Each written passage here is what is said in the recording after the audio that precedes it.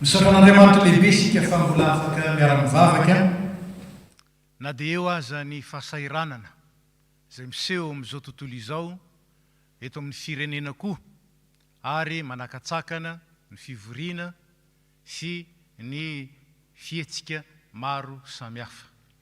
Fahasoavana lehibe ny ahafahan'ny fiangonana mbola misokatra ary ny ahafahantsika mbola miara-mivavaka toy izao. Ary dia misaotra an'Andriamanitra koa isika any tokantrano any afaka manaraka izao fiaraha-mivavaka izao ampiraisiny fanahy izay tsy azon'ny elanelan-tany ferana ka afaka mampiombina antsika amin'ny alalan'ny fanompoana masina tahaka izao noho ny fandrosoana ara-teknôlôjika. Dia ampitomboina mandrakariva ao antsika ny fahasoavana sy ny fiadanana avy amin'Andriamanitra raintsika sy Jesosy Kristy Tompo. Amen. Amin'ny anaran'ny Ray sy ny Zanaka ary ny Fanahy Masina.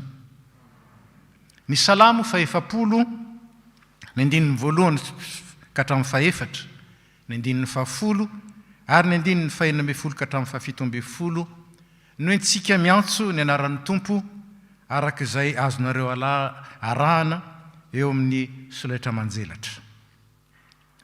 Ny andry dia ny andry an'i Jehova aho ary nitodika ny tsinjo ahy izy ka nandre ny fitarainako. Dia napakatra avy tao amin'ny lavaka fandringanana izy, eny tamin'ny fotaka mandrevo ary nampitoetra ny tongotro teo ambony vatolampy izy ka nampijoro ahy. Ary nanisy firam-baovao teo ambavako izy, dia fiderana an'Andriamanitsika maro no ahita sy atahotra ary atoky an'i Jehova. Sambatra izay olona manao an'i Jehova ho tokony, ka tsy mivily ho namany mpiavonavina na ny mpivadika ao amin'ny lainga. Ny fahamarinanao tsy mba nafeniko tato am-poko, ny fahamarinanao sy ny famonjenao no nambarako, tsy nanafina ny famondramponao sy ny fahamarinanao tamin'ny fiangonana lehibe aho. Aoko faly sy ho ravoravo aminao izay rehetra mitady anao, aoka izay rehetra tia ny famonjenao anao mandrakariva hoe ankalazaina ne Jehova. Fa na dia ory sy malahelo azaho, ny Tompo no mihevitra ahy, mpamonjy sy mpanafaka ianao, aza ela Andriamanitro. Amen. Hira faefatra amby 700, ny andininy voalohany sy fahatelo ary faefatra. 700.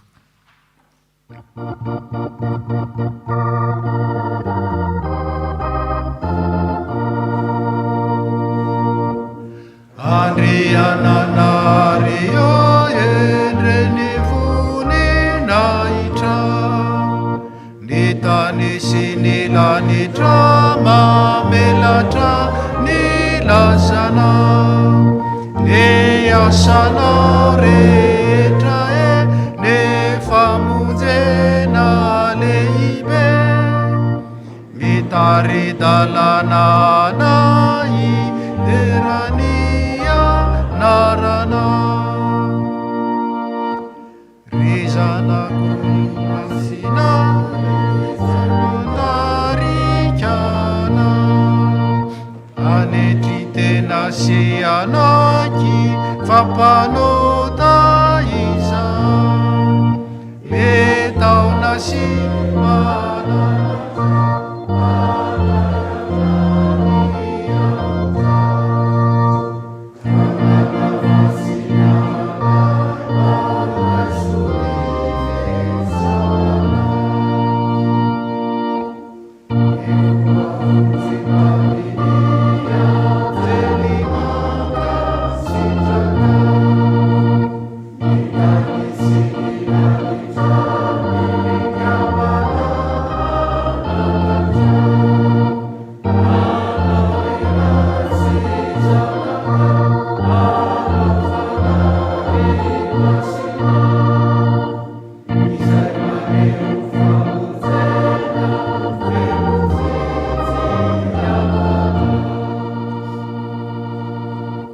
hivavaka isika, misaotra sy midera manome voninahitra ary manandratra ny anaranao avo indrindra zahay.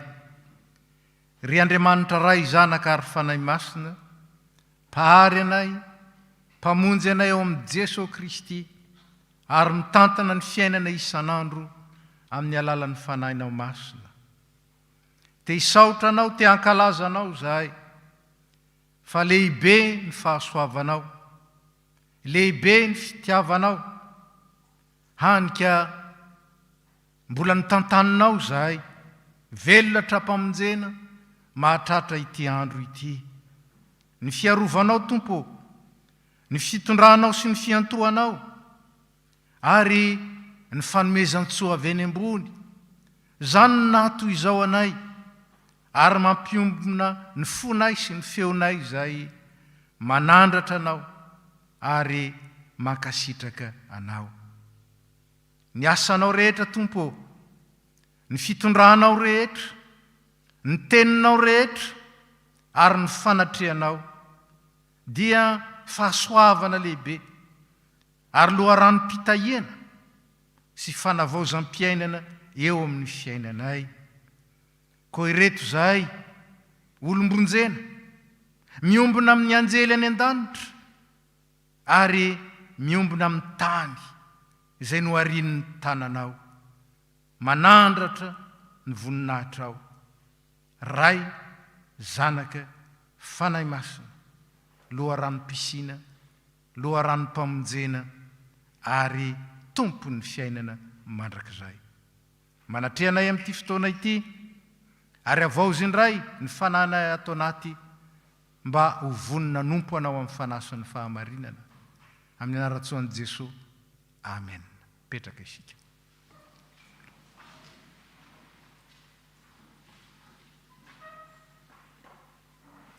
Ry havana, raha Andriamanitra tia ary te hanana fiombonana sy firaisana feno amintsika ny Andriamanitsika, dia ambarany teniny kosa fa marikiriko ny fahotana izy, tsy afaka miombona amin'izay ao anatin'ny loto izy. Nefa fatatsika fa tsy misy olona tanteraka eo anatrehany ary tsy misy olona madio, tsy misy pentina eo anatrehany voninahiny. Misaotra azy anefa isika, fa manaiky hamangy antsika izy, mandinidinika ny fotsika ao anatsika ao, mamantatra raha misy lalana mampahory ao anatsika, tonga izy hanadio ny fotsika, sokafo azy ary indrindra omeo azy ho diniany, amboariny, avaoziny, hodioviny. Ataotsika ny hira fanampiny 720, fanampiny 720, ataontsika mialohan'ny vavaka fifonana.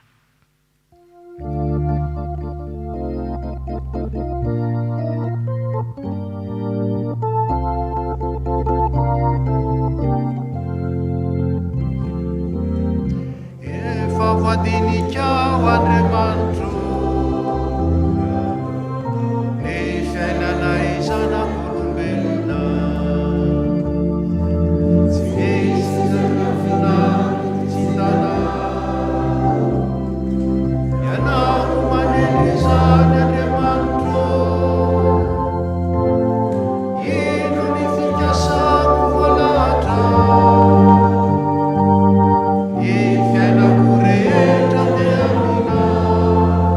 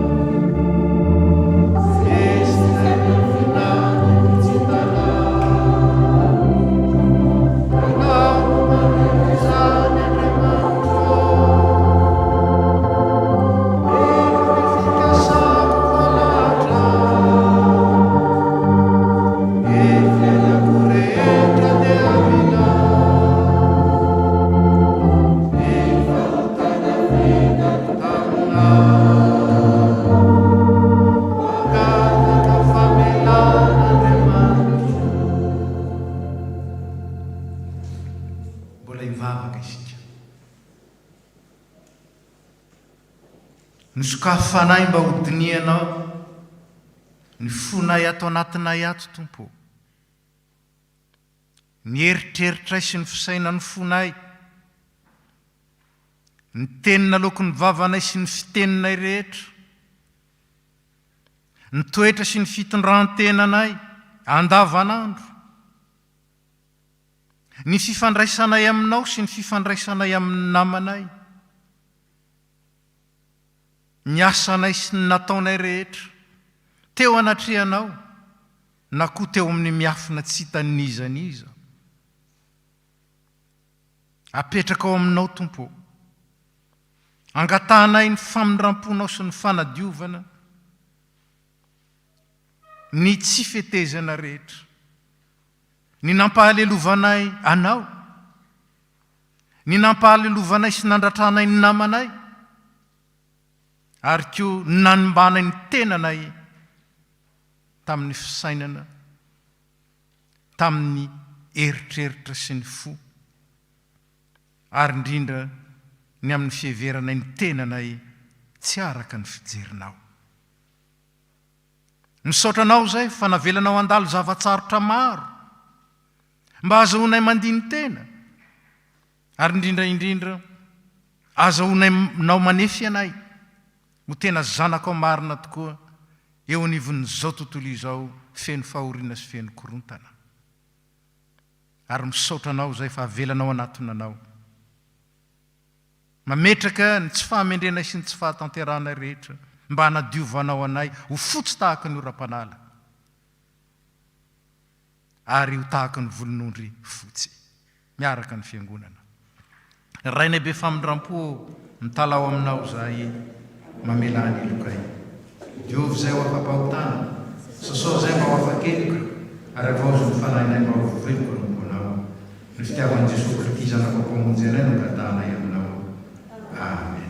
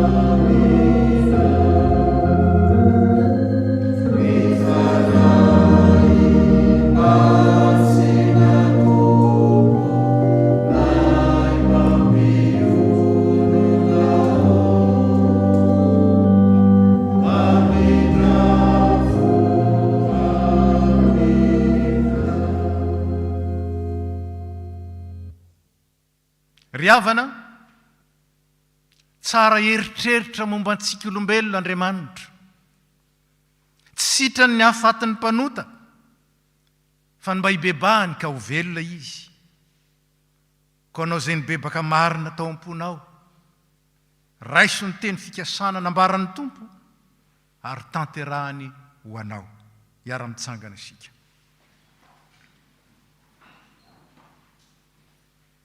Hoy ny tompo raha manao zay mahadiso ianareo dia ampiely ianareo any amin'ny firenena maro aho nefa raha miverina amiko kosa ianareo ka mitandrina ny didiko sy mankatoa azy na dia isy voarokatra ny aparavodilanitra azy ianareo dia avy any no anangonako anareo ka hoentiko amin'ny fitoerana zay ny fidiko ampitoerako ny anarako noho izany teny fikasana izany ary noho ny fibebahanao tamin'ny fonao marina tokoa dia ambara aminao fa voavela ny elokao noho ny anaran'ny tompo midera azy.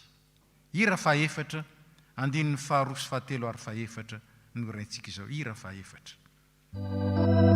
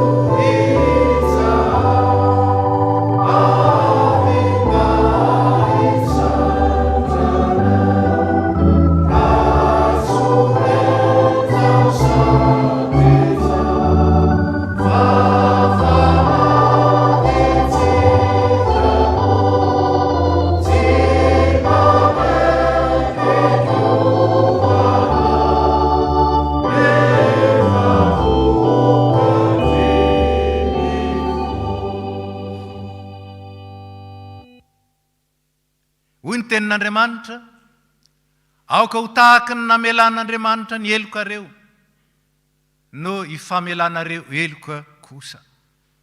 Ko anao androany, izay nandray ny famelan-keloka avy amin'Andriamanitra noho ny fahasoavany, metezana dio ny fonao, avelao ny eloka zay rehetra nanananao alahelo na iza na iza.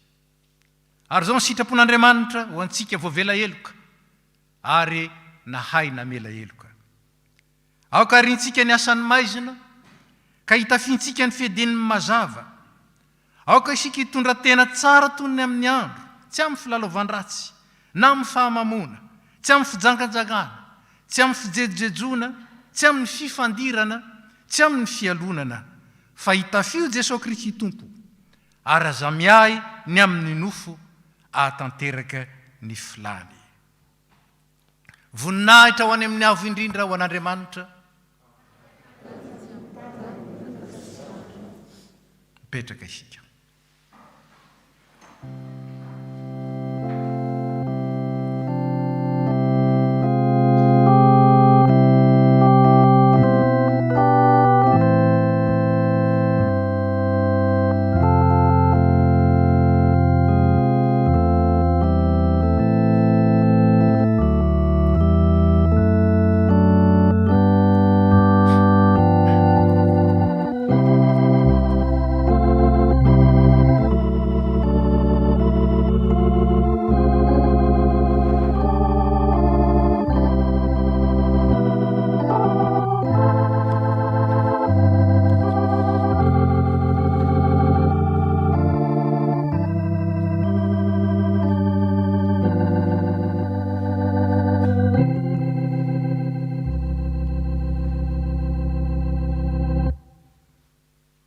Efa nidiovin'ny tompo ny fontsika noho ny fahasoavany. Zao sika dia afaka andre ny teniny, handray ny teniny, hivelona ny teniny mba ahatonga antsika ho zanak'Andriamanitra marina tokoa. Koa iraintsika mialoha ny amakina ny tenin'ny soratra masina sy ny vavaka mialoha zany mihira 3:20 ny andininy voalohany. 3:20 andininy voalohany.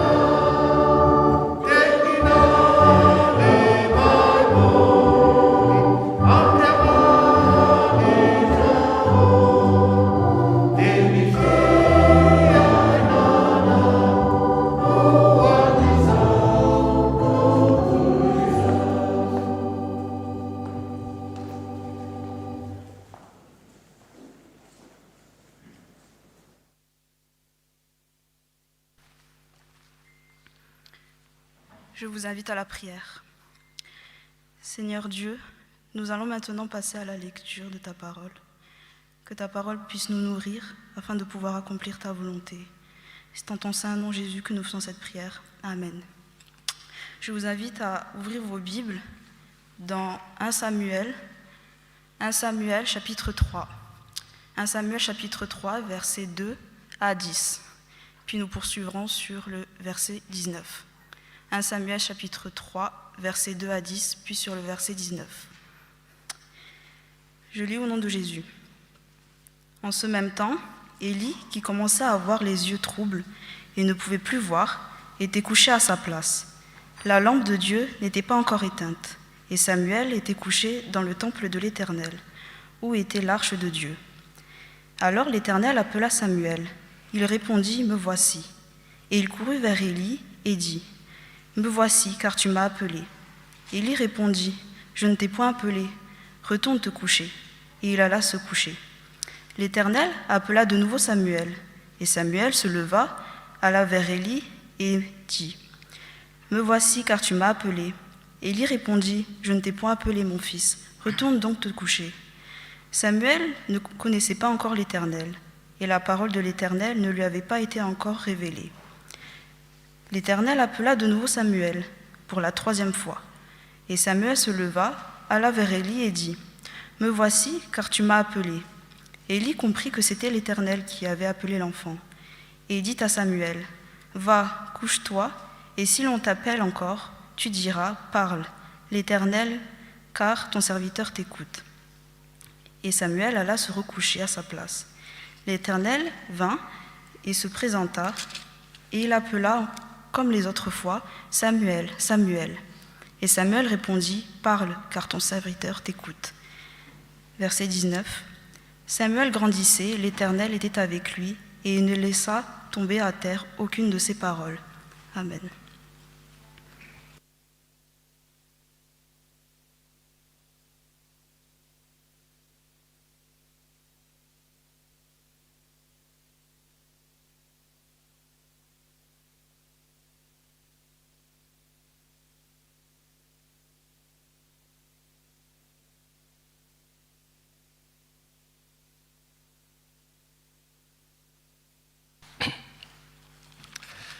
Mbola toizantsika mivaky teny ao amin'ny epistily voalohany ho an'ny Korentianina. Korentianina voalohany, andininy fahenina, toko fahenina, andininy fahatelo amby folo ka hatramin'ny 20. Korentianina voalohany, toko fahenina, andininy fahatelo amby folo ka hatramin'ny 20. Rehefa hita dia vakintsika amin'ny anaran'ny Tompo. Ny anina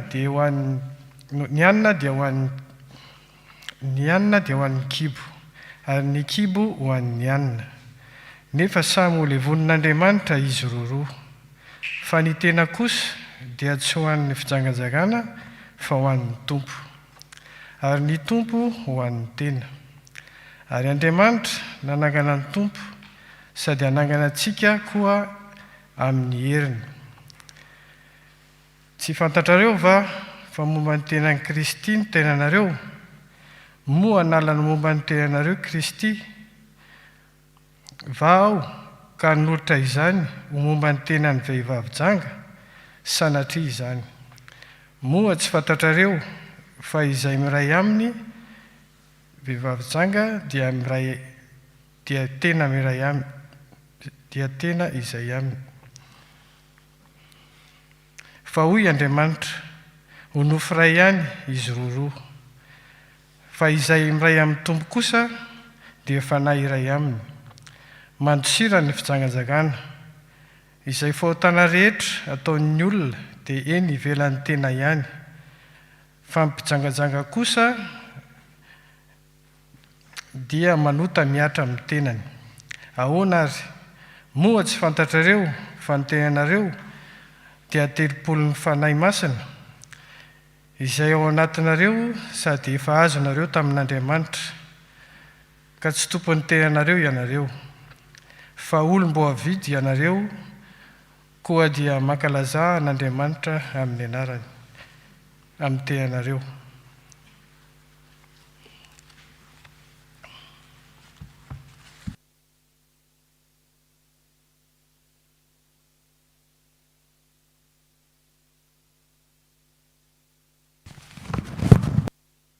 Eo mpitsanganana mialohany amalakina ny filazantsara ny hira fa 320 ny andininy faharoa.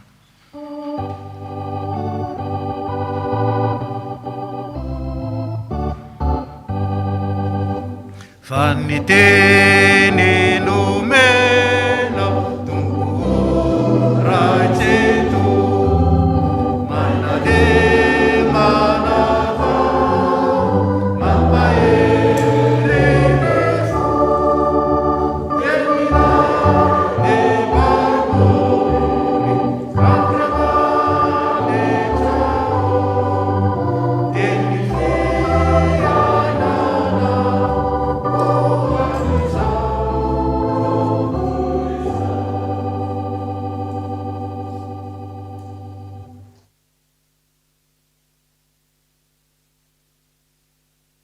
Famaranana ny vaky teny dia ho hitantsika amin'ny filazantsara ny soratan'i Jaona.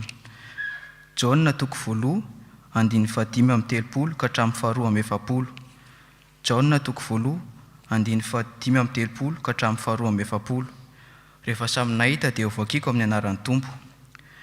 Noho ny ampitsony indray dia nijanona Jaona sy ny mpianany roa lahy, ary nijeran'i Jesosy nitsangatsangana izy ka nanao hoe, indro ny zanak'ondrin'Andriamanitra.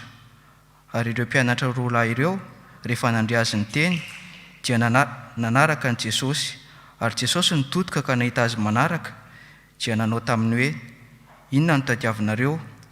Ary hoy izy roa lahy taminy, Raby, izay atao hoe Radika, mpampianatra ô, aiza ianao no mitoetra? Hoy izy taminy, avifa ho hitanareo. Koa dia nandeha izy ka nahita izay nitoerana, ary nitoera teo aminy tamin'izany andro izany, ary efa tokony ho ora fahafolo tamin'izay. Andrea, rahalahin'i Simona Petera, no anankiray tamin'izy roa lahy, izay nandre ny tenin'i Jaona ka nanaraka an'i Jesosy. Izy no nahita ny Simona rahalahiny aloha, dia hoy izy taminy, efa nahita ny Mesia izahay, izay atao hoe Radika ny Kristy. Dia nitondra azy ho any amin'i Jesosy izy, ary noho nijery azy Jesosy dia hoy izy, ianao no Simona zanak'i Jaona, ianao atao hoe Kefasy, izay atao hoe Radika, Petera. Amen.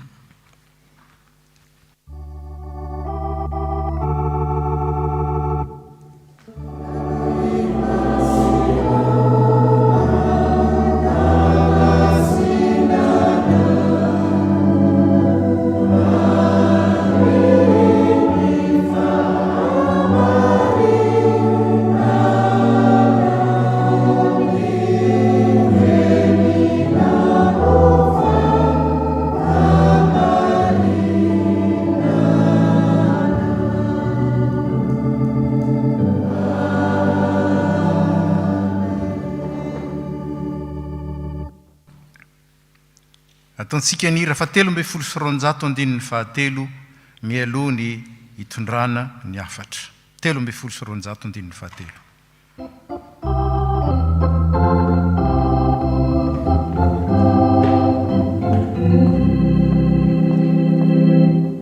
Ry mpanjaka ny mpanjaka oteneny melako mahitory sy anjaka ampandreny avako entainy teny reny tsy overy asina ka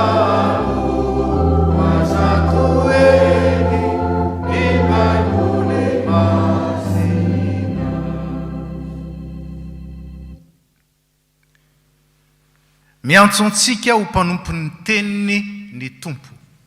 Zany indray ny lohahevitra banjinitsika amin'ity alahady fahatelo ny volana janoary, na alahady fahatelo amin'ny volana janoary ity azafady. Miantsontsika ho mpanompon'ny teniny ny tompo, ny fanahy masin'Andriamanitra hitari-dalana antsika. Azahoantsika mijoro ho tena mpanompon'ny teniny marina tokoa. Petraka isika.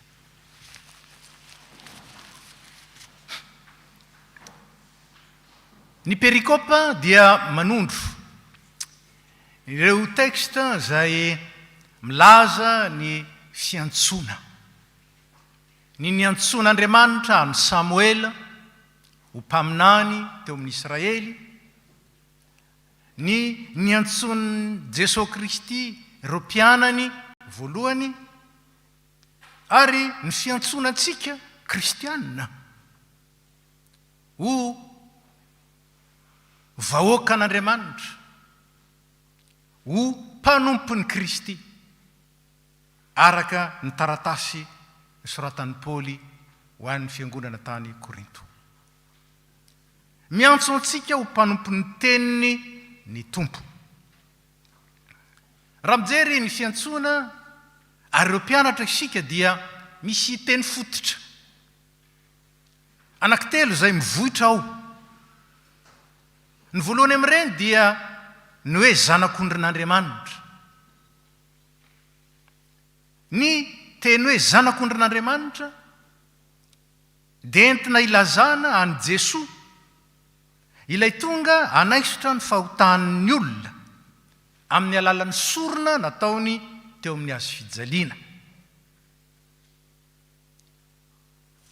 Zava-dehibe ny mampifandray an'izany amin'ny teny faharoa dia ny hoe Mesia na Kristy. Efa nahitany Mesia izahay. Ny Mesia na ny Kristy dia irak'Andriamanitra, nosoran'Andriamanitra mba hanafaka ny zanak'Israely. Niny jaona nampifandraisina eto amin'ny fiantsoana ireo voambolana roa ilazanan'i Jesosy ireo, zanak'ondrin'Andriamanitra, Mesia na Kristy, satria mifanohitra ny entin'ny olona mijery an'i Kristy sy ny entin'Andriamanitra manolotra ny Kristy eo anivon'izao tontolo izao. Ny jiosy dia nihevitra fa amin'ny alalan'ny fampiasan-kery na fampisehoan-kery araka ny maha-olona sy araka n'izao tontolo izao no hahatongavan'ny Mesia, no izany mpitaritafika ray lehibe, lehilahy anankiray izay azo lazaina hoe matanjaka ranjanana, afaka napotika ny Romanina sy ny fahavalon'ny jiosy rehetra, izany ny Mesia nandrasany. Kanjo ny zanak'ondrin'Andriamanitra,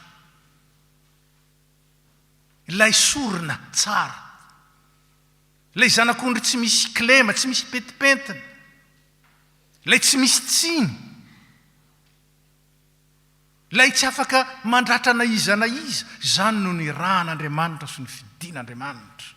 Ka ny olona mino sy manaraka ny zanak'ondrin'Andriamanitra dia olona sady mahalala ny fanetretenany no manaiky hanaraka azy sy hianatra ny fanetretenany.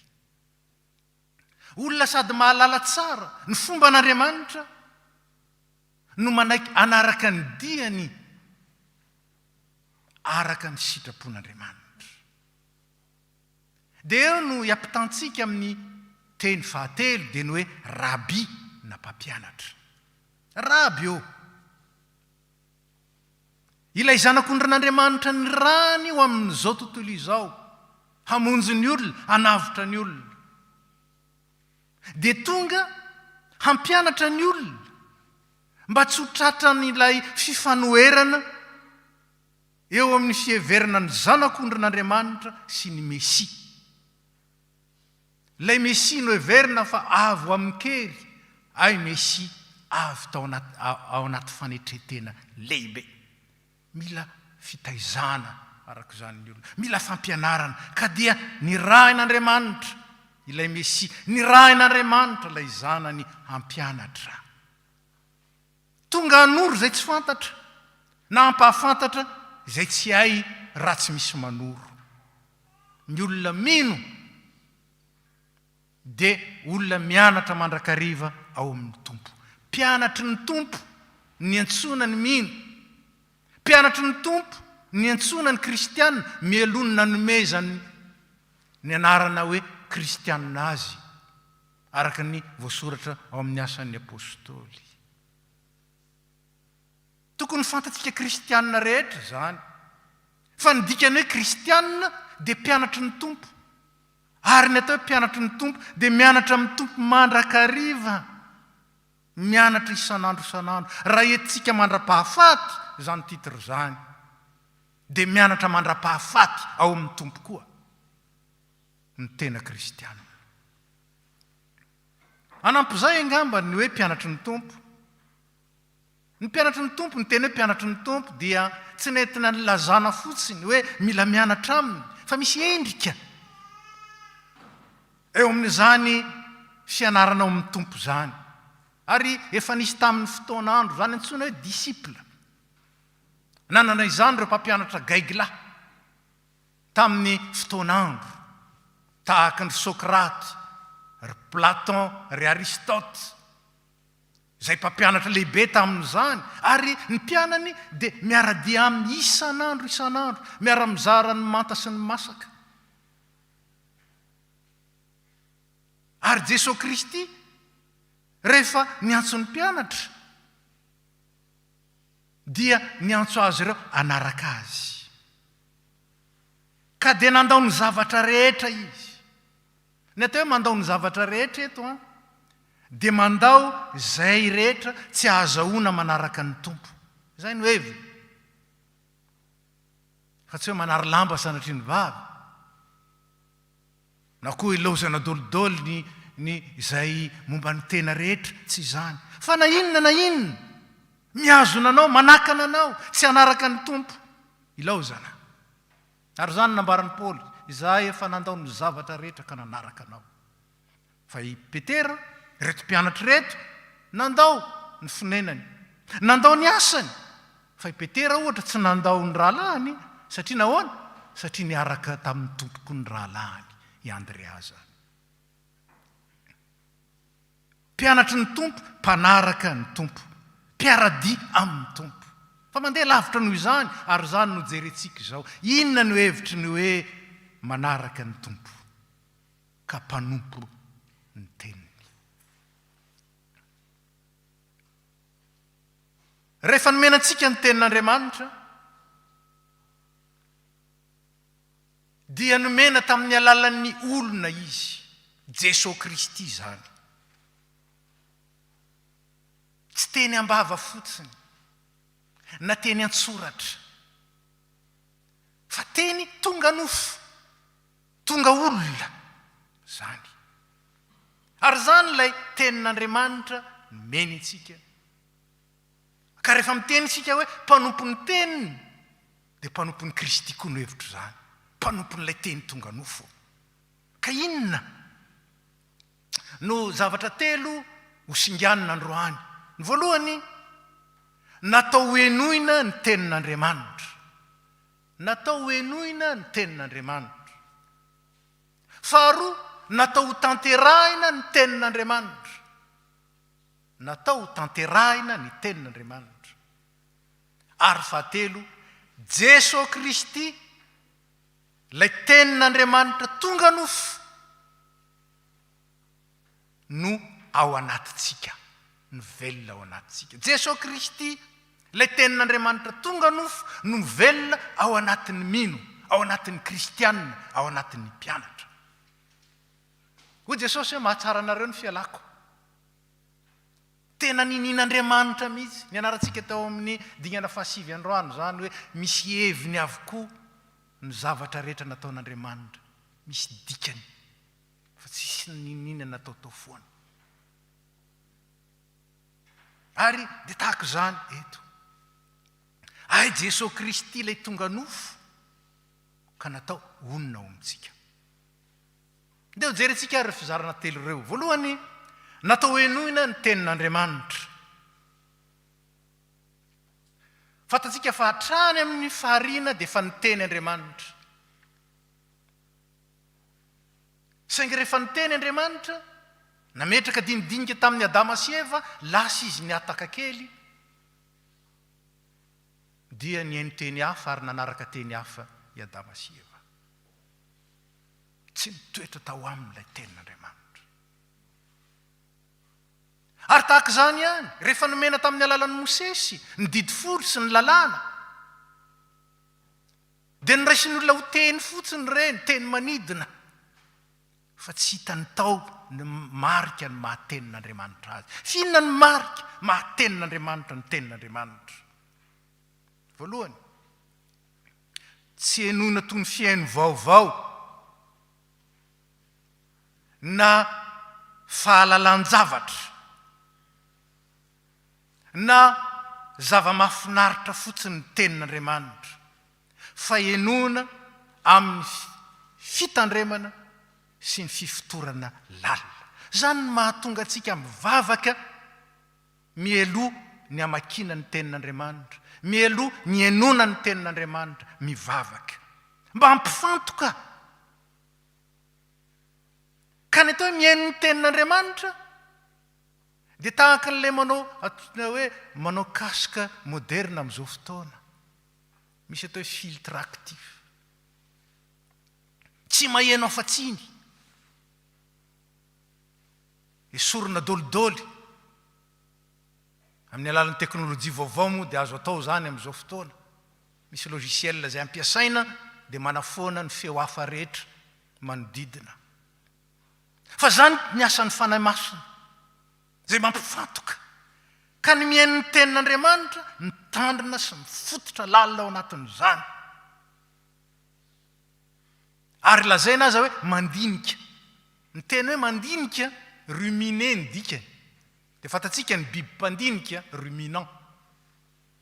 Zany hoe rehefa azo iny teny iny dia mbola tsakotsakoana indray aloha mba ho madinika tsara, mba haninona, mba ho lasa tsironaina manenika ny vatana manontolo. Saina te mandinika ny tenin'Andriamanitra, miteny amin'ny taolana, miteny amin'ny vaniny, miteny amin'ny tsoka, miteny amin'ny ozatra, miteny any amin'ny tavy, miteny any amin'ny volo, miteny any amin'ny tenantsika manontolo. Dia tahaka izany ilay tsironaina rehefa tonga miteny ao amin'ny maha olona manontolo ny tenin'Andriamanitra ka tandremana tsara hifotorana lalina. Zany ny atao mihaino ny tenin'Andriamanitra. Faharoa ny mihaino ny tenin'Andriamanitra dia miatrika an'Andriamanitra. Miatrika an'Andriamanitra. Indraindray isika hoe andao ianontsika ny tenin'Andriamanitra. Na hoe andeha vakiana ny tenin'Andriamanitra fa mitovy amin'ny mamaky gazety ihany ny sasany. Inona indray hono ny information lazainy ao hoe? Inona indray hono ny vaovao hoe? Inona indray hono ny malaza e? Dia manjary ohatr' izany na makiany sasany ny tenin'Andriamanitra. Tsy izany. Miatrika anao Andriamanitra ary miteny aminao. Ny dikany hoe mitenin'Andriamanitra dia izao miteny Andriamanitra. Moa ve tena tahaka ny mandre an'Andriamanitra miteny isika? Rehefa mihaino ny tenin'Andriamanitra. Sa kosa tahaka ny olona mamaky vaovao, mijery vaovao, na mijery zavatra mahaliana ny saina. Tsy ry havana. Nambarako mbenimbeny fa ny mpampianatra anay anankiray manana doctorat d'état. Manana double doctorat zany mpampianatra zany ary manana doctorat en théologie. Fa athée. Tsy mino. Ka mitandro tsika fa tsy ny fahalalana ny Baiboly, ny atao hoe fahalalana ny tenin'Andriamanitra. Ny devoly koa mahay an'io. Indraindray mahatina fotoana, indraindray mieritreritra an'izany. Hoe mahay an'io koa nge ny devoly e. Mianatra an'io ianao, izy koa mba mianatra ane. Fa ny dikany hoe mihaino ny tenin'Andriamanitra, miatrika an'Andriamanitra. Ary mampifantoka ny saina mampanahy manontolo ho dinian'Andriamanitra. Ary eo ny dirantsika amin'ny fahatelo ny atao hoe natao ienoina ny tenin'Andriamanitra. Miteny aminao manokan'Andriamanitra. Indraindray rehefa mihaino toriteny eo tsika, ho andranona zany. Faly mihitsy hafa nandrean'izay ranona androany. Ry havana, tsy zany ny fomba an'Andriamanitra. Miteny aminao manokan'Andriamanitra fa tsy mampilaza zavatra fotsiny. Zao indray hono e. Mba ieno zany e. Tsia miteny aminao manokan'Andriamanitra. Natao enoina ny tenin'Andriamanitra. Ary misy ny sasany maika ho an'ny tenin'Andriamanitra ho andranona. Zany ny mamaky azy. Ty andranona indray iny. Hitany dolidolo ny teny rehetra ho andranona sy ranona. Ny anazy tsy hitany. Natao enoina ny tenin'Andriamanitra. Faharoa, natao ho tanterahana ny tenin'Andriamanitra. Mazava be ny ambaran'ny soratra masina mikasika izany. Ka tsy amelabelatra. Fa teny roa amin'ny soratra masina. Ny voalohany tenin'ny Tompo. Ary ny faharoa ny tenin'ny Jakoba. Ao amin'ny epistilin'ny Jakoba. Novakitsika. Mateo 7, manomboka amin'ny 9 ny faharoa amby 20. Tsy izay manao amiko hoe tompoko no hiditra amin'ny fanjakan'Andriamanitra. Maro nanao amin'izany fotoana izany nanao hoe tompoko. Tsy efa naminany tamin'ny anaranao va zahay? Ny dikany hoe maminany miteny tenin'Andriamanitra ny dikany mitory tenin'Andriamanitra ny dikany Tsy efa naminany tamin'ny anaranao va zahay? Tsy efa namoaka demoni tamin'ny anaranao va zahay? Tsy efa nanao asa lehibe maro tamin'ny anaranao va zahay? Dia valiko maromarina aminy amin'izany hoe hoy ny Tompo. Tsy mba fantatro akory ianareo hatrizay miala amiko ianareo mpanao meloka. Dia manazava izy.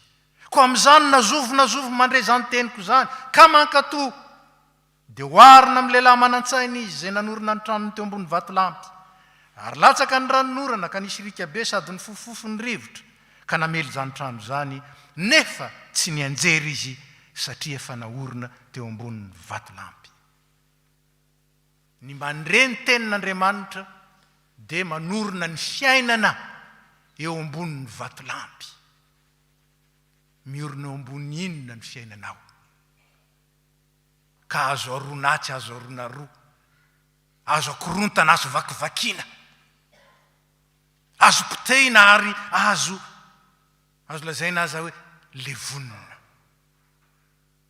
Maly ahy nanaraka vaovao dia nisy jeune anankiray nanoratra tamin'ny raha tsy diso tamin'ny président ny république izay fa tsy tsaroko tsara.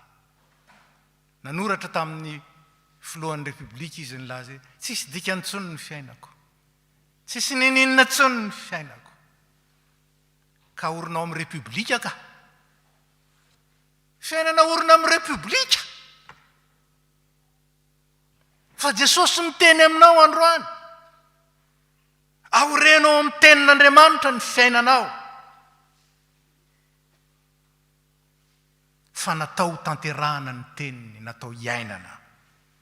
Ka nizaniza mandray ny teniny manatanteraka izany marina tokoa. Tsy azozongozonina. Tsy azozongozonina. Fa izay rehetra mandray ny teniko nefa tsy mankatò azo, hoy ny Tompo, hoarina amin'ny lehilahy adala, mety vehivavy koa, izay nanorina ny tranony teo ambony fasika, latsaka ny ranonorany nisy rika be sady ny fofofo ny anjery izy, loza ny fianjerany. Hoe loza ny fianjerany. Ary mampieritreritra zany a. Izy tsy miteny hoe ny anjera fotsiny a, fa ny daraboko mihitsy. Rehatra ny 1000 kilometra ny feo. Fony pokany ny AZDF tany Saverdin zay. Na reny fipokany. Azonareo moa zany, tak zany. Loza ny fianjerany. Reny vazatany efatra hoe ny anjera ho ny ranona. Sanatria aminao ne zany. Sanatria amintsika ne zany. Natao tanterahana ny tenin'Andriamanitra. Dia hoy Jakoba amin'ny Jakoba toko voalohany, manomboka amin'ny 9:20 ihany koa. Fa aoko mpakatò ny teny ianareo, fa zapiainy fotsiny ihany ka mamitaka ny tenanareo. Fa raha misy mpiainy ny teny nefa tsy mankatò, dia toy ny olona amin'izany tareny amin'ny fitaratra izy. Fa mijery ny tenany izy dia lasa ary miaraka amin'izay adino ny tareny. Fa izay mandinika ny lalàna tanteraka dia ny lalàn'ny fahafahana, ka maharitra amin'izany raha tsy mpiainy manadino, fampanao ny asa dia ho sambatra amin'ny asany zany olona zany. Misy valiny tsara ny asany. Ry havana, tena mahatsiaro fahasambarana ve ianao amin'ny fanomponao? Mahatsiaro fahasambarana ve ianao amin'ny asanao? Mahatsiaro fahasambarana ve ianao amin'ny fiainanao isan'andro? Sa indraindray miferinaina, indraindray mba falifaly ihany? Miorina amin'inona ny fahasambaranao? Miorina amin'inona? Miorina amin'ny zavatra, miorina amin'ny olona, miorina amin'ny rafitra, miorina amin'ny manodidina, miorina amin'ny je ne sais pas quoi, mialatsiny amin'ny fitenenana, sa miorina amin'ny teny ankatoavina. Natao tanterahana ny tenin'Andriamanitra ry havana. Ka sady loharan'nym-piorenana tsara izy, ny loharan'ny pahasambarana sy fivelarana feno. Fahatelo, Jesosy Kristy, le tenin'Andriamanitra tonga nofo. Jesosy Kristy, le tenin'Andriamanitra tonga nofo. Natao hivelona sy hivelomantsika. Natao raisina sy hivelomanao anatiny Tompo. Vakivavy porika hoy izy hoe tsy zatsonine ny velona. Kristy ny velona ato anatiko. Izy ny miaina sy manjaka ato anatiko, ka manjary tepolo ny tenako. Jesosy Kristy ny miaina sy miasa, ao anatin'ny mino, miaina amin'ny alalan'ny mino, kanefa tsy afaka miaina sy miasa ao amin'ny mino sy amin'ny alalan'ny mino ny tompo raha tsy miaino tsara ary makatomarina sy miazona mafy ny tenin'Andriamanitra ny olona. Iza ilay mpanompon'ny tenin'Andriamanitra, mpanompon'ny Jesosy Kristy marina tokoa, fa tsy izay manao amiko tompoko aneo ny tompo e, tsy izay manao amiko hoe tompoko, fa izay manompo marina ary izay miaina sy miasa amin'ny fahendreny sy amin'ny heriny. Izy ireo ilay miaino tsara, ilay mankatoa marina ary miazona mafy ny teniny. Ny antsona ny mpianatra, ny antsona ny kristianina koa dia manaraka ny tompo. Nazavaina teo fa ny teo manaraka ny tompo, mianatra ny teniny sy mankatoa ny teniny. Ary ny fahatelo, ambaran'ny Paoly, mampiseho amin'ny Kristy eo amin'ny fiainany. Izay kay ilay antom-piantsoana. Tsika tanora dia mahalala an'izany tsara, fa rehefa miaintsika nandray an'i Kristy dia lasa Kristy kely mandehandehantsika. Ka ny fitenitsika dia fiteniny anarana tamin'i Kristy. Ny fisainantsika, ny fisainan'ny tovozina tao amin'ny Kristy. Ny fitiavantsika, fitiavana izay namboarin'i Kristy sy ny tefen'i Kristy hitovy amin'ny azy. Ary ny fifandraisantsika amin'ny hafa, fifandraisana izay ny tefen'i Kristy mba hiorina tsara, tsy azo zongozona. Ary ny asantsika mitory ny voninahitry ny ray. Satria izany koa ny nahatongavany teto. Ka ny olon'Andriamanitra, olona izay manana ny Kristy velona atao anatiny. Tsy zatsony ny velona ho Paoly, Kristy ny velona atao anatiko. Eo amin'izao tontolo moderna izao, dia anisan'ny sotoavina indraindraina ny atao hoe olona tompony tenany. Tompony tenany. Fa ny tenin'Andriamanitra kosa milaza, tsy tompony tenantsika isika, efa olom-boavidy ianareo. Zany no ambaran'ny Paoly, manafotoana ane zany. Nefa hoy ny tompony, sievitrareo, ny lalanareo tsy mba lalako. Ary raha manambary zany ianao, ho alan'ny olona ianareo noho ny teniko, noho ny anarako, ho alan'ny olona ianareo noho ny amiko. Ka ny olon'Andriamanitra, tsy olona miambo tompony tenany, fa ny Kristy. Ary zany ny fanontaniana, aniza moa ny tenanao? Paoly rehefa nanoratra ho an'ny Romanina dia nilaza izy hoe atoloro ny tenanareo ho fanatitra velona masina sitraka Andriamanitra. Atoloro ho an'ny Kristy, aniza ny tenanao? Tsy tompony tenako zaho, tsy tompony tenantsika, fa ny Kristy. Inona ny hevitra zany? Izy no mamaritra ny fiainako, izy no mamaritra ny lalakalehako, izy no mandrafitra ny mahaizaho. Tsy zaho tsony ny velona. Mo tsy fantatrareo fa ny tenanareo dia tempolon'ny fanahy masina izay ao anatinareo sady efa azonareo tamin'Andriamanitra. Tempoly. Iny moa ny tempoly? Toerana ionana amin'Andriamanitra, toerana izay hiderana an'Andriamanitra, fandraisan'ny vahoaka an'Andriamanitra koa ny fitahiam-panahy. Tempolin'Andriamanitra ny tenako sy ny tenanao. Zay hoentin'Andriamanitra andraisana ary andevonana ny mamono rehetra, ny mahafaty rehetra, ny manimba rehetra. Ary zany, zaho hoy ny mpanao salama, raha misy lalina mampahory atao anatiko ato, zaho jereo esory. Fa toerana koa izay ametrahan'Andriamanitra ny maha-izy azy sy ny voninahiny, isehoany amin'ny maha-izy azy. Zany ilay tenantsika. Dia ho Paoly, tsy fantatrareo fa ny tenanareo dia tempolon'ny fanahy masina izay ao anatinareo sady efa azonareo tamin'Andriamanitra, ka tsy tompony tenanareo intsony ianareo, fa olom-boavidy ianareo, ka dia mankalazan'Andriamanitra ao amin'ny tenanareo. Movy miseho ao amintsika tokoa ilay voninahitr'Andriamanitra. Sa ny voninahitry ny zavatra hafa, na ny sanatriny zany ny fahafaham-baraka avy amin'ny zavatra hafa. Move miseho ao amin'ny teniko, ao amin'ny toetrako, ao amin'ny fihetsiko, ao amin'ny asako, ny fahatsaran'Andriamanitra sy ny fahasoavany lehibe. Ry havana, rehefa nantsoiny Samuel zaza, mbola zaza, ary nanokatra ny sofiny, ny sofim-panahiko io zany, mitenena Jehovah fa miaino ny mpanomponao. Raha nantsony izy tamin'ny voalohany dia inty aho, izy zany tsy nanao an'izany, raha mbola kristianina koa.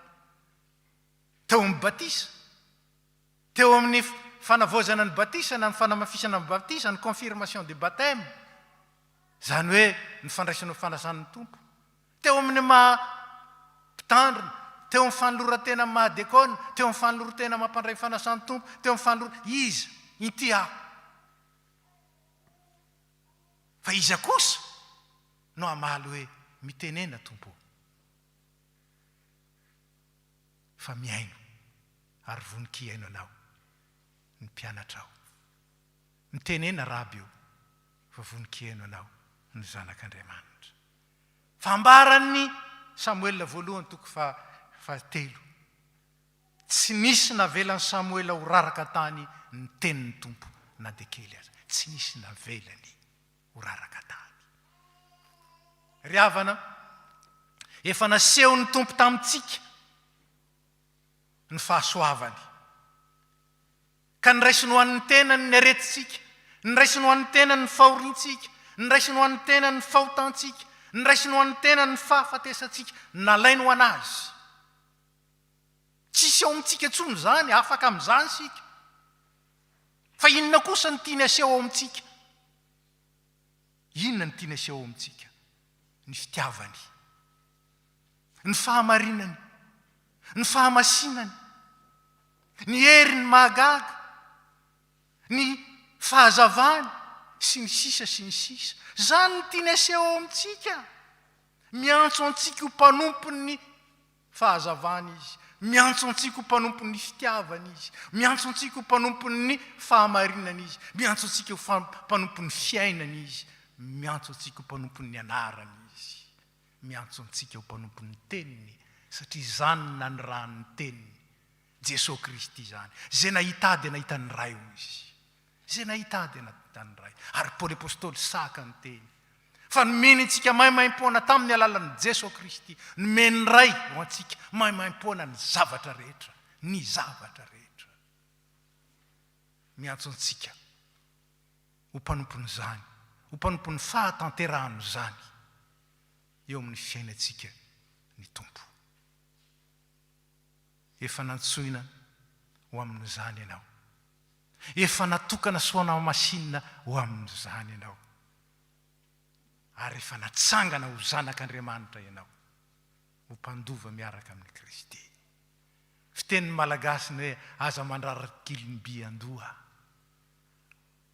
fa hoy kosa ny tenin'Andriamanitra aminao, raiso ny famonjena, fa anio koa dia andro famonjena. Iara-mitsangana isika andray ny fitahiana.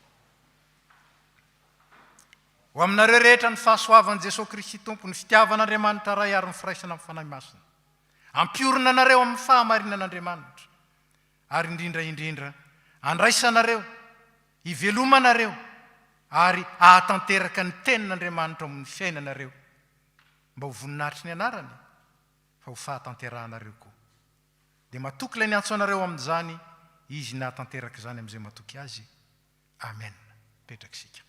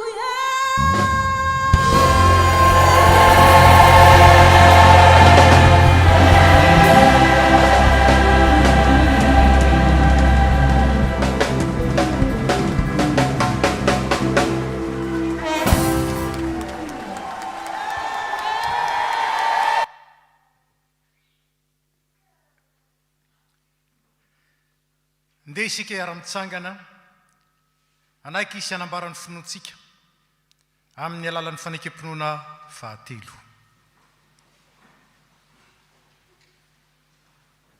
Mino an'Andriamanitra ray tsy toa aho izay mpanao ny lanitra sy ny tany. Andriamanitra dia fanahy, Andriamanitra dia fitiavana, Andriamanitra dia manjakatra ny taronindrindra ka ho mandrakizay. Andriamanitra dia nampiseho ny fitiavana isika fa fombola mpanonta isika dia maty amintsika Kristy.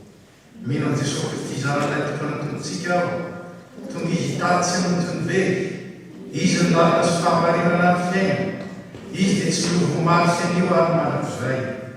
Mino ny fanahy masona aho, izy no manambara ny fanahintsika fa zanak'Andriamanitra isika. Fanahy iray ihany no manabatisa rehetra ho tena iray. Ny fanesena fety mandeso zao tontolo izao dia ny fonontsika. Tompo ampitombo ny fononay. Amen. Zao dia tonga amin'ny fotoana ilazana ny raharam-piangonana.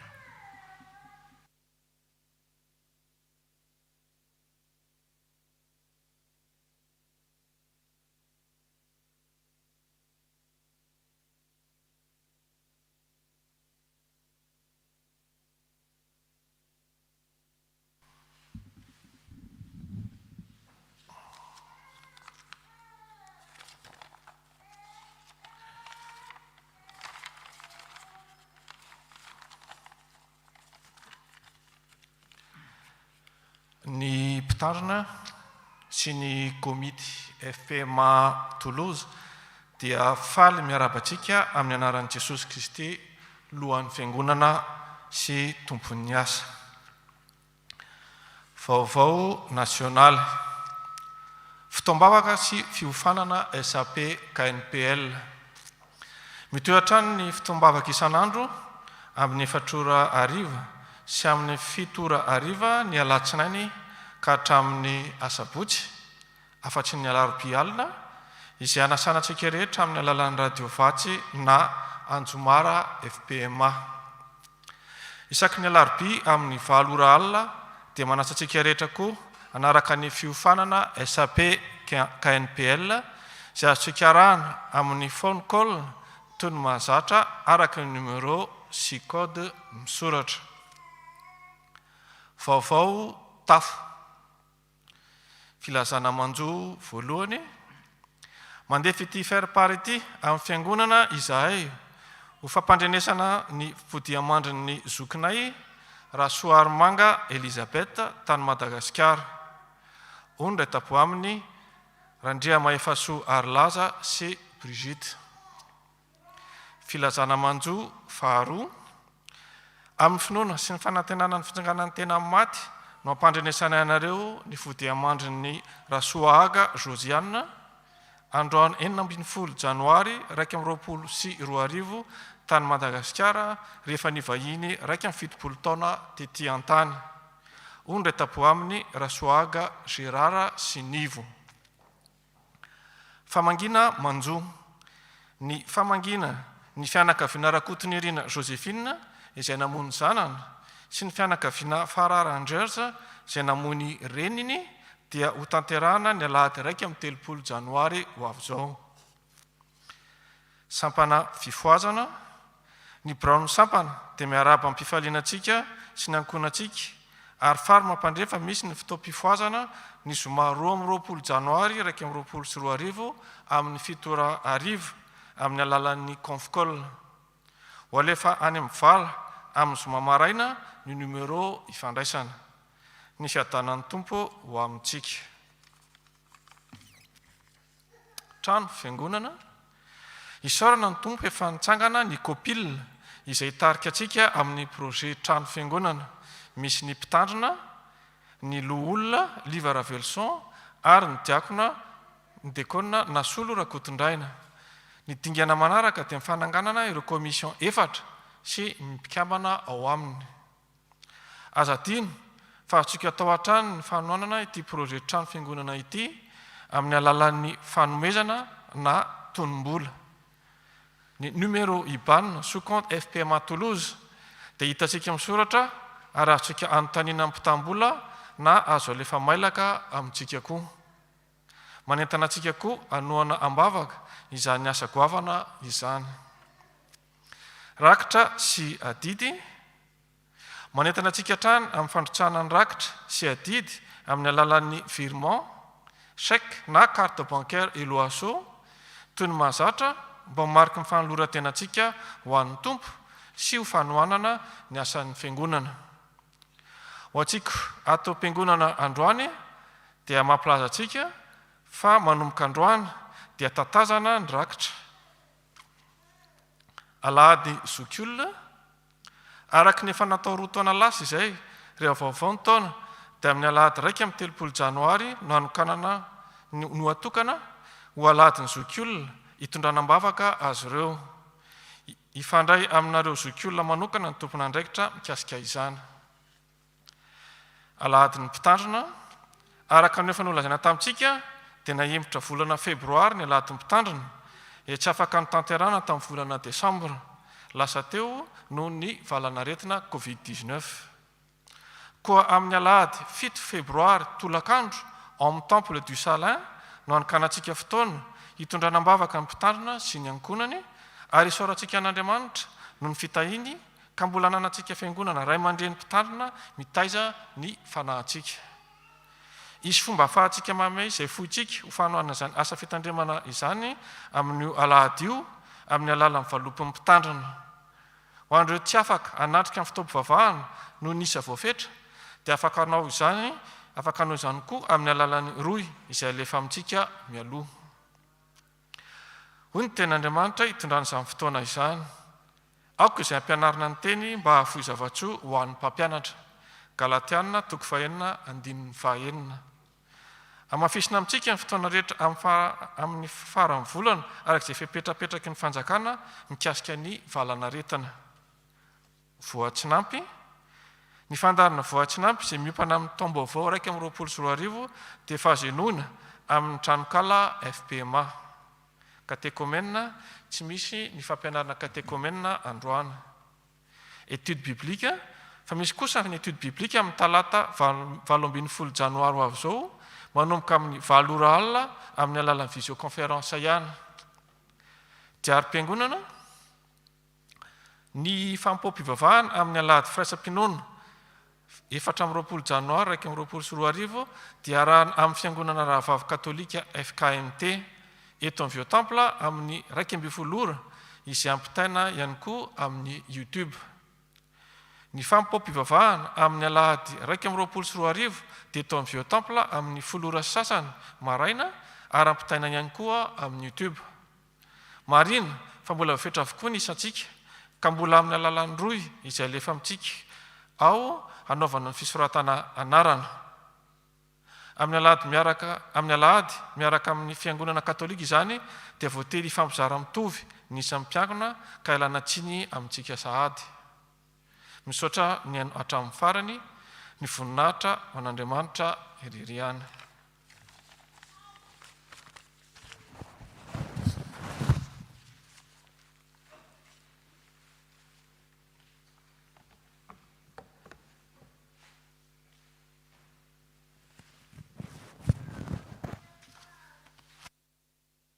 Fanao antsika ny miaraba ireo vahiny izay sendra mandalo na vao tonga zao vao miaraka amintsika eto karaha misy amintsika ao anatin'izany angatana mba hitsangana tompoko. Dia fifaliana ao anay ny mandray anao, miaraba anao tonga soa eto Tolozy ary misaotra indrindra nanaiky hiaraka aminay amin'izao fanimpom-pivavahana izao. Tavandralahy no mandratra ny tavandralahy ka dia nampahery anay tokoa ny fanotronanao sy ny fiarahanao taminay nanaraka izao fanimpom-pivavahana izao.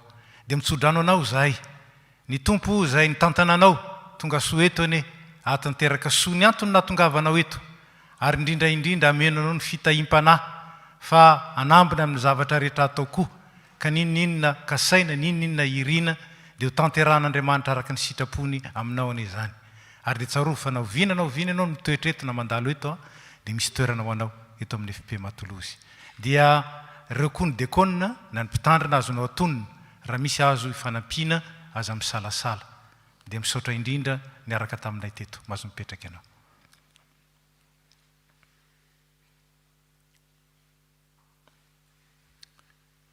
araka ny voalaza teo dia manomboka androany dia ho tatazana ny rakitra. Mety misy tamintsika tsy niomana tamin'izany mariana ihany fa natsika manatriketo na ho any amin'ny tokantrano dia azontsika atao ny mandrotsaka ny rakitra amin'ny alalan'ireo fomba maro samihafa, ny eloaso, ny shek zay alefatsika any amin'ny mpitambolan'ny fiangonana na amin'ny alalan'ny virement na amin'ny alalan'ny kio ny fandrotsahana zany eto. Ka dia ataontsika ny hira 7:30 dia ho tatazana ny rakitra. Ny zavatra marina faharoa dia ity: iray ihany ny rakitra ho tatazana. Ka dia ny rakitra voalohany sy faharoa ny mahazatra atsika, fa dia atambatsika ho rakitra ray. Tsy hoe ray ny rakitra dia atazontsika any anaty poketra na anaty posy ny rakitra faharoa nomantsika, fa atambatra ho iray ihany ary tsarovy, fa zay manome amin'ny fifaliana no akasitrahan'Andriamanitra. Rakitra iray ny tatazana anambarantsika izay fontsika ampandrosoana ny asan'Andriamanitra eto amin'ny fiangonana. Ataontsika nira efa voatondro 7:30.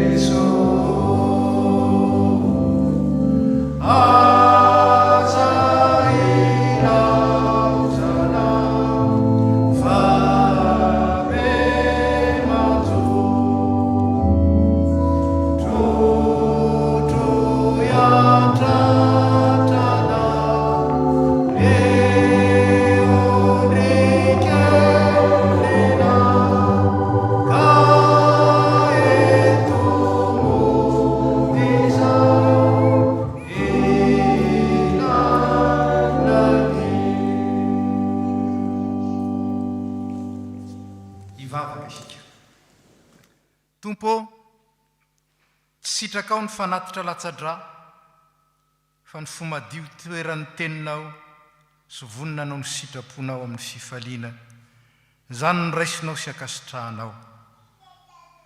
Tsy tianao ny fanatitra tsy vokatry ny fo, fa zay manome am-pifaliana no akasitrahanao. Tompo, efa nitendrenao zay ary irahinao mba hanao ny asanao, ary efa navondronao eto amin'ity fiangonana ity mba hanatanteraka ny asa napetrakao amin'ny vatanao Kristy. Ko ankehitriny misaotranao zay fa avelanao hanatanteraka amin'ny fomba hita maso sy amin'ny fomba koa zay tsy hita maso fa tanterahanay eo anatrehanao. Ny fandraisanay anjara amin'ny fanatanterahana ny asa rehetra napetrakao amin'ity tafo FPM Toulouse ity. Tompo, taio zany asa izany. Taio ny fampiasana izany fanomezana natolotra itsiraray avy zany. Ary ambino ny asanao mba havokatra be, ary zay omeo anay ny zotompo, vonina mandrakariva, anolotra ny andronay, ny fahaizanay, ny fotoananay, ny herinay, ny fanananay, ary ny aminay manontolo mba ho fiasana mahomby eo am-pelatananao, mba hanomezam-boninahitra anao amin'ny asa. Dia tianay nitrotro ambavaka aminao ny namanay, ao ireo marary na ny amin'ny hopitaly na ny tokantrano, ampaherezo ary taio ny fitsaboana azy reny ka natery fanasitranana. Ao ireo namoy havana, mangataka aminao zahay mba hampionononao sy hampitrakanao amin'ny teninao sy ny asan'ny fananao masina ka iny sy atoky ny asanao tao amin'ny Jesosy Kristy izay mahay manangana ny maty sy ny velona. Mivavaka aminao zay ho an'ireo tojo fahasahiranana mandalo olana maro samihafa amin'izao fotoana izao. Tompo, atreo izy ireny, efa nitonona mpamonjy anay ianao, meteza amonjy ireny namanay ireny. Mivavaka aminao zay ho an'izao tontolo izao, indrindra manoloana izao valanaretina izao. Tompo, mamindrafo. Taio ary ambino ny ezaka rehetra atao mba anafongana izany valanaretina izany. Ary misaotra anao sady zay ny amin'ny nahazoana ireo vaksiny angatanay dia mba afaka handray izany sy hisitraka izany ny tsirairay avy noho ny famindraponao. Mivavaka aminao zay ho an'ny ty firenena mampiatrano anay ity mba hanjaka eto ny fiadananao iadananay araka ny teninao. Mivavaka aminao zay ho an'ny Madagasikara tany razanay mba ho ambininao ny ezaka tsara rehetra ho fampandrosoana sy ho fampanjakana ny rariny sy ny hitsiny. Mivavaka aminao zay manoloana ny fantrano eo amin'ny firenena ny avinay. Tompo, meteza anome fahazavantsaina ny mpitondra ary amin'ny fahalalantanana ho an'ireo afaka anoana ny vahoaka. Mivavaka aminao zay indrindra ho an'ireo zay hiaran'ny haintany sy ny anoanana any amin'ny faritra atsimo. Tompo, mangataka aminao zay ambino ny ezaka tsara rehetra ary zay tsy vitan'ny olombelona ianao Andriamanitra no angatanay atanteraka izany mba hahatonga ny mpiray tany razana aminay. Tompo, ho velona ary indrindra afaka handray ny hanina sahaza ho azy. Mivavaka aminao zay ho an'ny fiangonana sy ny asany. Mivavaka aminao zay ho an'ny FPM Matolozy sy ny adidy rehetra napetraka ao am-pelatanany. Ambino reny aretinay mivavaka aminao manokana. Tompo, ny ezaka hananana trano fiangonana. Ianao no mahay mahatanteraka ny zavatra rehetra. Fa raha manana anao zay dia afaka matoky. Fa na dia zay ezaka lehibe indrindra azy tsy takatry ny saina heverina dia hainay tanterahana noho ny hery zay miasa ty anatinay. Satria mahay manao mihoatra noho ny zavatra rehetra ianao. Mihoatra lavitra noho zay nangatahana sy tononona amin'ny alalan'izao vavaka zao. Dia ankinina am-pelatananao zay rehetra tokony ho an'ny isam-batan'olona, ho an'ny isam-pianakaviana, ho an'ny fiangonana. Ary mivavaka aminao koa zay ho an'ireo nandray fahasoavana, ataovy mahay misaotra sy mahay mizara amin'ny hafa ary tehirizo mandrakariva ao amin'ny fifalianao. Dia izany vavaka izany, Tompo, dia tianay atambatra amin'ilay vavaka feno zay nampianarin'ny Kristy ny zanak'Andriamanitra rehetra manao hoe: rainay ho zay ny an-danitra, ho masinina neny anaranao, ho tonga neny fanjakanao, atao aniny sitraponao ety an-tany tahaka ny an-danitra. Mehoanay ny izanona sahaza ao anay ary mamelany elokay tahaka ny namelanay izay meloko taminay, ary aza mitondra anay ao amin'ny fakapanahy fa manafanay amin'ny ratsy, fanao ny fanjakana sy ny hery ary ny voninahitra mandrakizay. Amen.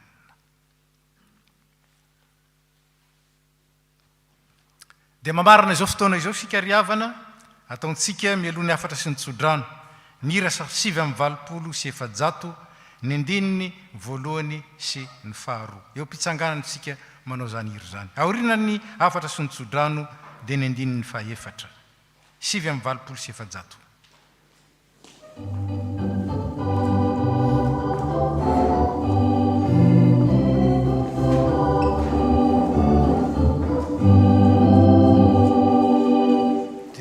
Sabata se Mateu dia, sai masina mati fisailana, kami aradana nami fakatia, kami kandra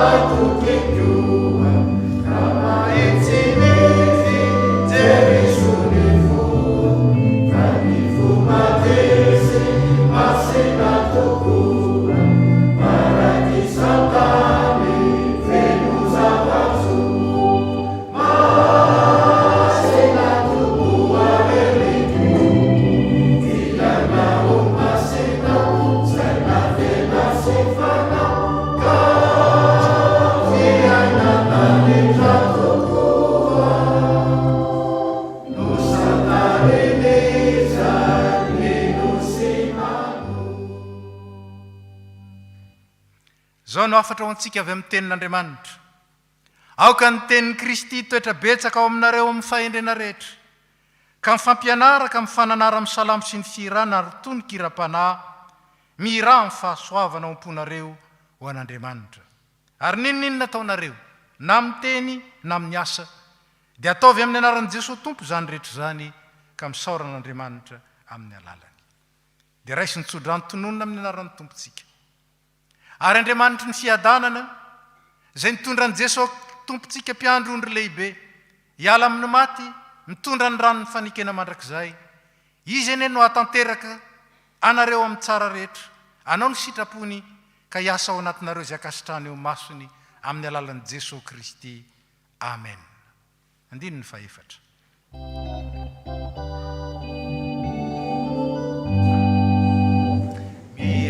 Miaralala namini Jesosy, fanefa valo tamotraka, mijoro resely toetra mampiosina, ao anaty loto sy ny fotaka, masina tokoareny tompo, ilana ho masina zay natena sy fana, ka fiainandanika tokoa, no santareneza ny nosimano.